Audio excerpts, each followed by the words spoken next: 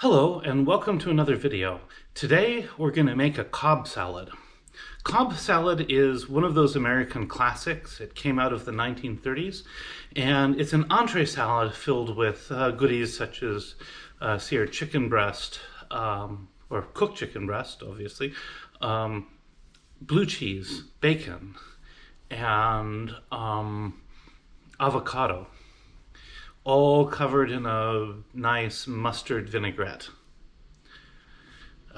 This is something you can play around with. I'll talk a little bit about different variations I've seen people make, but it's a great salad.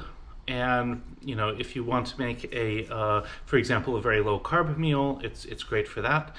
In the event where you want to make something that is, for example, halal, you would need to, of course, come up with something like a beef bacon instead of a pork bacon.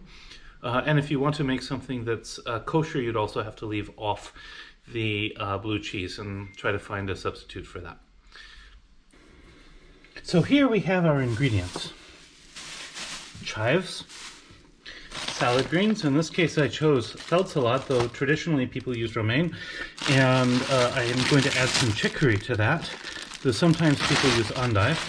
The main toppings are avocado, bacon, in this case again Wacholderbauch, which is my favorite of the German bacons, and then I'm going to go ahead and use chicken that I will cook, 2 eggs which I will hard boil, blue cheese which will go on, in this case blue stilton, and those are the main ingredients on the main part of the salad. The dressing will be made from Dijon mustard. Normally people use a red wine vinegar. In this case I'm using a raspberry flavored vinegar, and of course extra virgin olive oil. So we're going to go ahead and make this up. The first step is going to be to hard boil the eggs and to cook the chicken breast, and I'm only going to use about half of one of these chicken breasts. So I guess we'll go at it. So the first thing I'm going to do here is I'm going to go ahead and slice this bacon. I've taken about 100 grams or so of Wacholderbauch, and as I say, that's my favorite German bacon. One of the interesting things about this is it has the skin on the side, which is very un-American, but we're not going to worry about that in this case. And I'm basically going to slice it, and we're going to throw this in the oven along with the chicken. I'm going to put it in with one chicken breast, and then I'm going to take this and I'm going to slice it like this, so that basically I end up with bacon bits at the end, and that should help.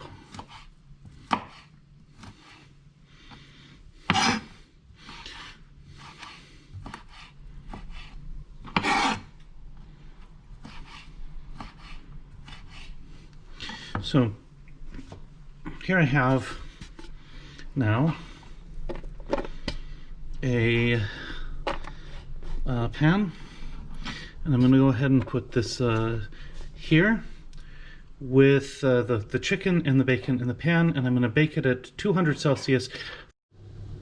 So here I have the chicken, and the bacon. Sorry about the background noise. I happen to live near a lot of emergency travel. Anyway, we have the chicken and the bacon. The chicken has, these have both been cooked for actually about 25 minutes at 200 Celsius. That's 450 Fahrenheit. I then took the chicken and I threw it in the freezer for about 5 to 10 minutes to cool down. Obviously you don't want this to wilt your salad. Next I'm going to go ahead and create the vinaigrette. I'm going to start by taking about 150 milliliters of olive oil.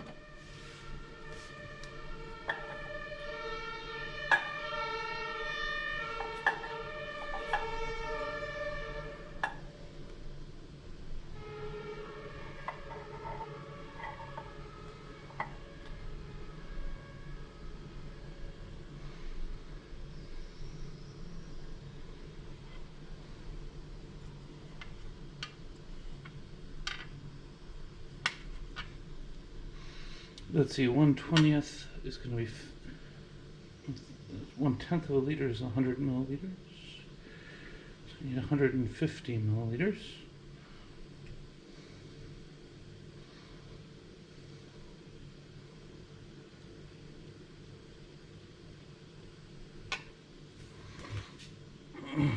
I'm going to take the 150 milliliters and I'm going to pour it in a jar. So I've added 150 milliliters of olive oil. I'm going to add about half of that in vinegar. A lot of people use red wine vinegar. Again, I'm using a raspberry flavored vinegar.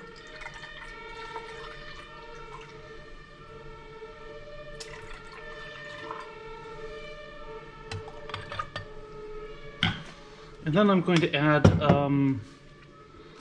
mustard, and this will allow me to make a vinaigrette.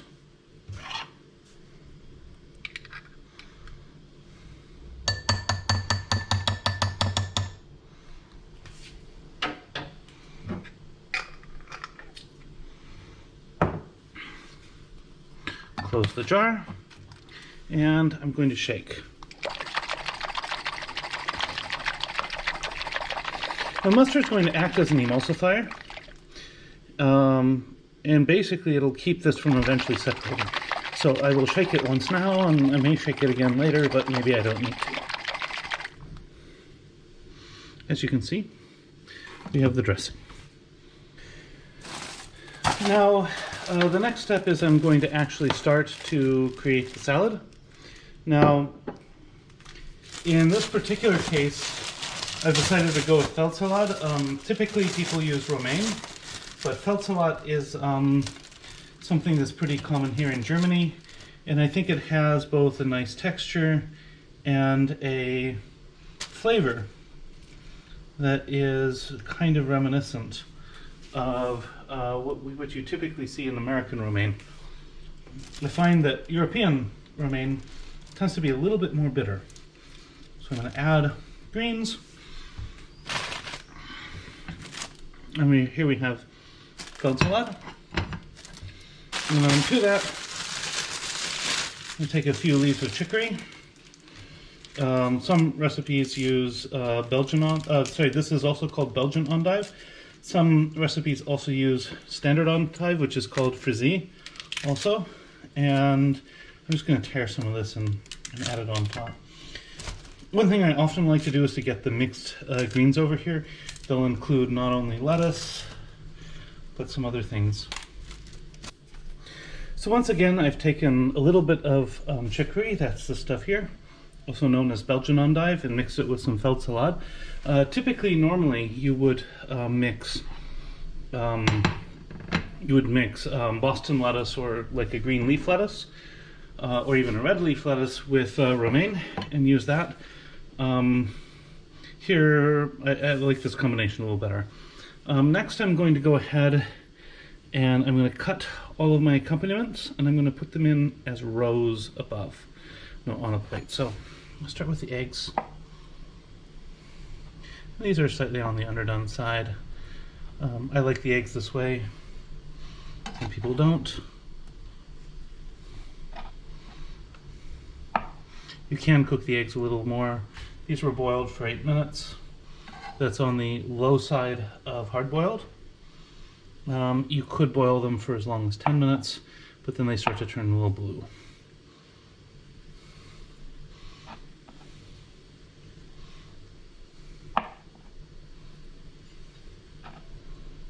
Yeah.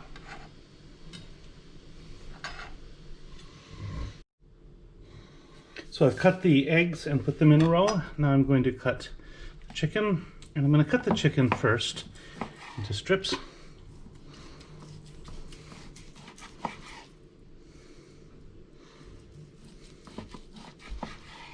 And then into blocks.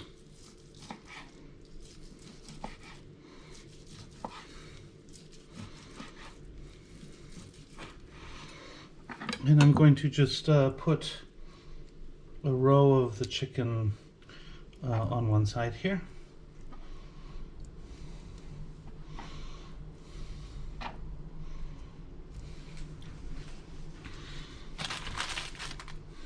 Then I'm going to put a row of the bacon.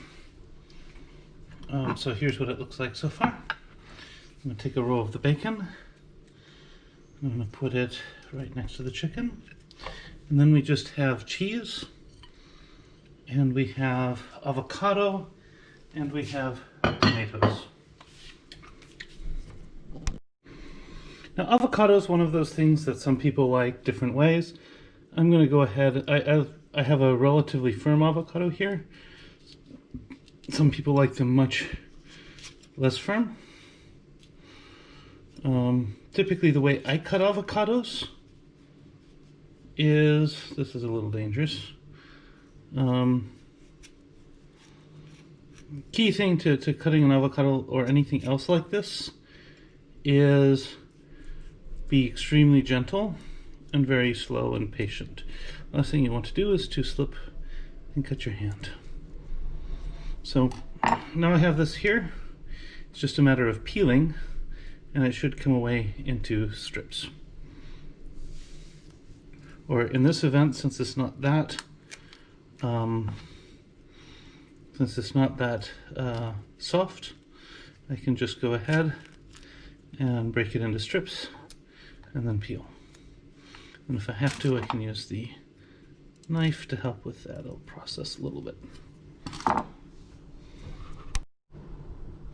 It's worth noting regarding the avocado that I had underestimated how firm this was, and it may in fact not be ripe enough.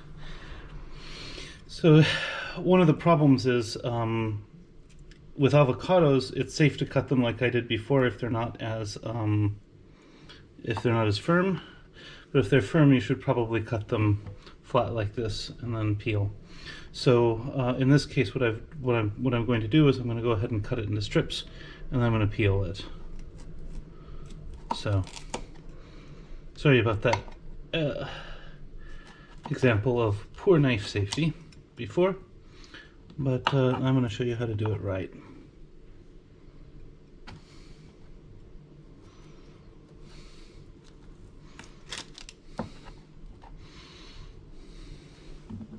What you can do here is now you just peel it like you would any other fruit.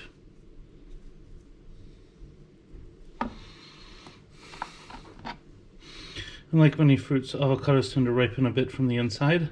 So if it's too green, you can discard a little more around the outside.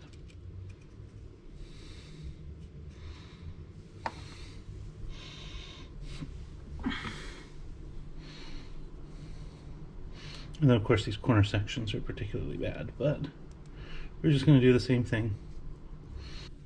So then we have tomatoes, and the standard way of doing these is to just wash them off briefly and slice them in half.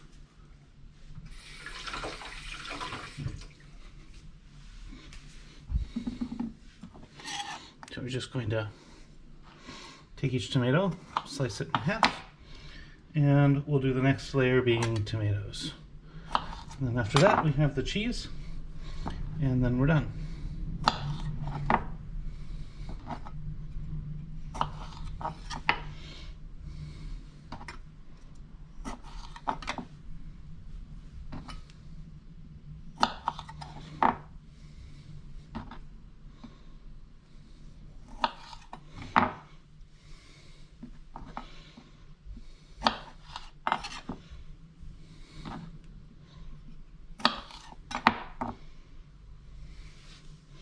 And here we have, so far, the Cobb salad. Next, I'm going to put a layer of crumbled cheese, and then we'll drizzle the dressing on. Now, some places that do Cobb salads in the US will at this point just cover it in a blue cheese dressing. But I'm kind of going the original way with a blue cheese on the salad and then a vinaigrette as a dressing. And I'm just going to put a row of blue cheese here. And this is about a third of this potted blue stilton. I'll be able to tell you approximately how much in a little bit. Different blue cheeses are very different. If you want something very mild and creamy, use a gorgonzola. I'm using blue stilton here because it's both very robust and very rich. And this is approximately 100 grams, so about 30-35 grams of this.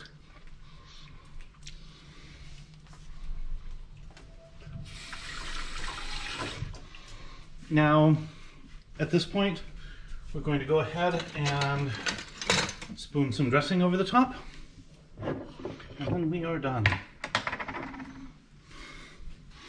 So, and you'll note I did not have to shake it again.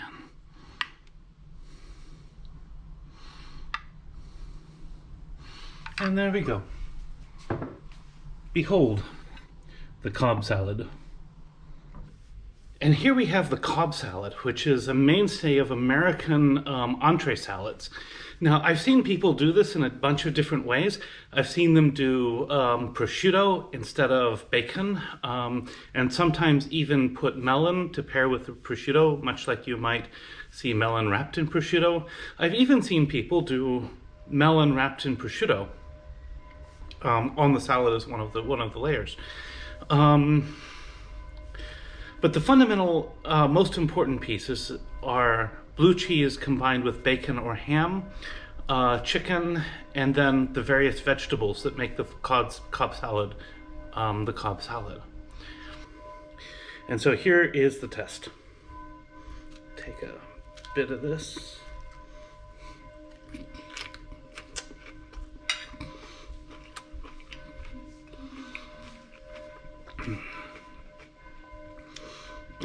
I really like how the, especially with the endive in it, you get the bitterness, the smokiness of the bacon, the richness of the blue cheese, of the tomatoes, avocados.